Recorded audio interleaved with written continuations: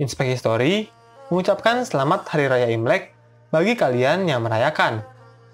Angpaonya jangan lupa melalui karya karsa ya.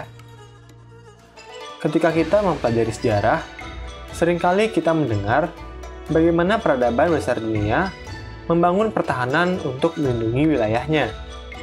Di antara berbagai bentuk pertahanan yang dibangun, salah satu yang sangat terkenal adalah tembok besar Tiongkok. Tapi tahukah kalian, mengapa dalam sejarah Tiongkok membangun tembok besar? Untuk menjawab pertanyaan tersebut, kita perlu mempelajari sekilas mengenai sejarah Tiongkok, khususnya pada masa negara-negara berperang. Pada zaman itu, dinasti Zhou yang berkuasa sudah mulai kehilangan otoritasnya. Bangsawan yang awalnya mengabdi sebagai kepala daerah mulai membentuk negara-negara mereka sendiri dan saling berperang satu sama lainnya demi memperebutkan kekuasaan atas Tiongkok. Perang yang demikian gencar hanya menyisakan 7 negara yang paling kuat. Ketujuh negara itu adalah Qin, Chu, Cao, Han, Wei, Qi, dan Yan. Tersisanya 7 negara ini justru membuat perperangan semakin sengit. Tidak jarang, negara-negara ini memobilisasi rakyatnya untuk berperang dengan negara bagian yang lain.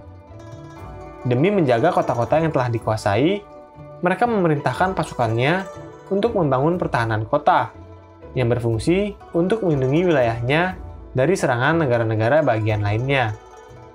Sekalipun demikian, ada 3 negara bagian yang memerintahkan sebagian pasukannya untuk menjaga perbatasan di utara. Di tengah konflik yang demikian sengit, mengapa ketiga negara ini justru mengirimkan pasukan untuk menjaga perbatasan utaranya? Bukankah tidak ada satupun negara bagian Tiongkok yang berada di wilayah itu?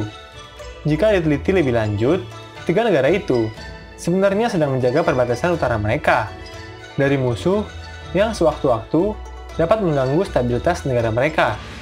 Siapakah musuh yang dimaksud? Jauh sebelum Mongolia, suku-suku nomaden, sang penunggang kuda, sudah hidup dan berkelana di Asia Tengah. Pada saat itu, masyarakat Tiongkok menyebut mereka dengan istilah Xiongnu. Suku-suku Xiongnu jauh berbeda dengan masyarakat Tiongkok yang sudah tinggal menetap, bertani, dan membangun kota. Xiongnu adalah suku nomaden yang hidup dari hasil ternak. Mereka berpindah-pindah demi mencari padang rumput untuk memenuhi kebutuhan ternaknya. Sekalipun dalam banyak bidang, Xiongnu jauh di belakang Tiongkok, namun dalam hal menjinakkan dan mengembangbiakan kuda, mereka berada di depan bangsa-bangsa lainnya. Jika kamu mempelajari sejarah pertanian dan peternakan, kamu akan mengetahui bahwa suku-suku nomaden yang hidup di wilayah Asia Tengah seringkali dianggap sebagai bangsa pertama yang berhasil menjinakkan kuda. Hal ini membuat mereka menjadi bangsa yang sangat mahir dalam segala bidang yang berhubungan dengan kuda. Sekalipun Xiongnu seringkali dianggap barbar oleh penguasa Tiongkok, namun perdagangan di antara kedua bangsa ini terbentuk dengan sangat cepat. Peperangan yang tidak ada habisnya membuat negara-negara bagian di Tiongkok sangat membutuhkan kuda-kuda perang yang baru.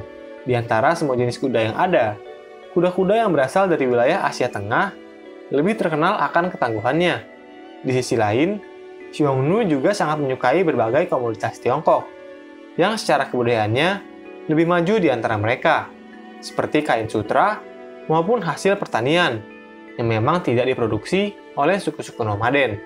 Sekalipun demikian, konflik internal yang tidak ada habisnya dan kebijakan ekspansionis negara-negara bagian Tiongkok membuat konflik di antara keduanya semakin tidak dapat dicegah. Untuk menjamin kebutuhan hewan ternaknya, negara-negara bagian Tiongkok harus memperluas wilayahnya demi memperoleh padang rumput hijau. Permasalahannya, padang rumput yang seperti itu juga dibutuhkan oleh suku nomaden untuk kebutuhan hewan ternaknya sendiri. Bagi negara Qin, Cao, dan Yan, Xiongnu adalah masalah yang sangat serius. Karena masalah ini memaksa mereka untuk menempatkan sebagian besar dari pasukannya untuk menjaga wilayah perbatasan. Pasukan ini sebenarnya sangat mereka butuhkan untuk mempertahankan wilayahnya dari serangan negara bagian yang lain. Namun, apabila tidak dijaga, suku-suku Xiongnu akan menyerang dan menjarah berbagai wilayah yang tidak dilindungi oleh tembok-tembok kota maupun benteng. Karakteristik pasukan Xiongnu juga jauh berbeda dengan mereka. Jika negara-negara bagian Tiongkok umumnya menggunakan pasukan infanteri sebagai tulang punggung dari militernya, suku Xiongnu seringkali hanya berisi pasukan berkuda ringan yang dapat dengan cepat menyerang dan mengundurkan diri dalam waktu yang singkat. Selain itu, karena pengalaman mereka dalam menunggang kuda sambil berburu, pasukan Xiongnu memiliki kemampuan untuk memanah dengan tepat sambil berkuda. Dalam menyerang Tiongkok, Xiongnu seringkali menggunakan berbagai macam strategi, seperti berpura-pura menyerang suatu wilayah hanya untuk memancing pasukan utama musuh, dan kemudian menjarah wilayah yang tidak dilindunginya. Menghadapi ancaman itu, awalnya para penguasa Qin, Cao, dan Yan menempatkan banyak pasukan penjaga di perbatasan. Pasukan ini dipimpin oleh perwira-perwira terbaik dari masing-masing negara. Namun karena perang internal Tiongkok, mereka terpaksa menarik sebagian besar pasukannya untuk segera ditempatkan di front lain yang lebih penting. Hal ini memaksa pasukan penjaga perbatasan untuk memikirkan strategi terbaik yang bisa mereka gunakan demi menghadapi musuh yang lebih superior. Beragam taktik baru mulai diuji coba dan diterapkan di sepanjang perbatasan. Seperti pertama, mendirikan menara-menara pengawas untuk mengawasi pergerakan dari suku-suku Xiongnu. Yang kedua, mereka mulai mendirikan benteng-benteng di sepanjang wilayah perbatasan yang berfungsi sebagai tempat tinggal pasukan sekaligus tempat perlindungan bagi masyarakat, khususnya ketika suku-suku Xiongnu memutuskan untuk menyerang mereka. Yang ketiga, mereka juga mulai membangun tembok-tembok pertahanan yang menghubungkan benteng yang satu dengan yang lainnya. Tanpa disadari, berbagai hal yang dilakukan para perwira ini sebenarnya merupakan cikal bakal dari proyek pembangunan tembok besar Tiongkok. Seturut dengan berjalannya waktu, pertempuran di antara 7 negara bagian Tiongkok semakin gencar. Melalui berbagai reformasi hukum secara internal, Qin yang awalnya tidak signifikan berhasil menjadi negara adidaya dengan militer yang sangat kuat. Di bawah kepemimpinan Ying Zheng, negara Qin berhasil mengalahkan ke-6 negara rivalnya. Qin kemudian menyatukan Tiongkok dan mengangkat dirinya sebagai Kaisar Qin Shi Huang. Sekalipun berhasil menyatukan Tiongkok, ancaman suku-suku Xiongnu tidak berhenti sampai di situ. Hal ini membuat Kaisar Qin memerintahkan Jenderal Meng Tian untuk pergi menjaga perbatasan. Kaisar juga memerintahkan agar tembok perbatasan yang telah dibangun oleh negara-negara sebelumnya dihubungkan menjadi satu kesatuan, menggunakan tenaga kerja paksa. Dinasti Qin memang hanya berumur pendek, namun tembok besar yang dikembangkannya terbukti sangat bermanfaat bagi dinasti-dinasti Tiongkok setelahnya. Sekalipun demikian, ancaman suku-suku nomaden juga terus berganti dari Xiongnu menjadi suku-suku nomaden lain yang tidak kalah agresif, seperti Jurchen, Khitan, Mongol, dan sampai yang terakhir adalah bangsa Manchuria. Keberadaan suku-suku nomaden memberikan ancaman yang sangat nyata bagi keamanan nasional Tiongkok, dengan mengancam jalur sutra yang menjadi bagian penting dari ekonomi Tiongkok. Sekalipun Tiongkok seringkali menganut kebijakan luar negeri yang bersifat isolasionis, agresi yang dilakukan oleh suku-suku nomaden terkadang membangkitkan ambisi penguasa Tiongkok untuk menuntaskan masalah ini sekali untuk selamanya. Salah satunya, seperti yang dilakukan oleh Kaisar Han Wudi, yang menyerang dan menganeksasi sebagian besar wilayah Asia Tengah, maupun Kaisar Tang Taizong, yang menggabungkan pasukan nomaden di dalam pasukannya. Menghadapi suku-suku nomaden bukanlah tugas yang sangat mudah.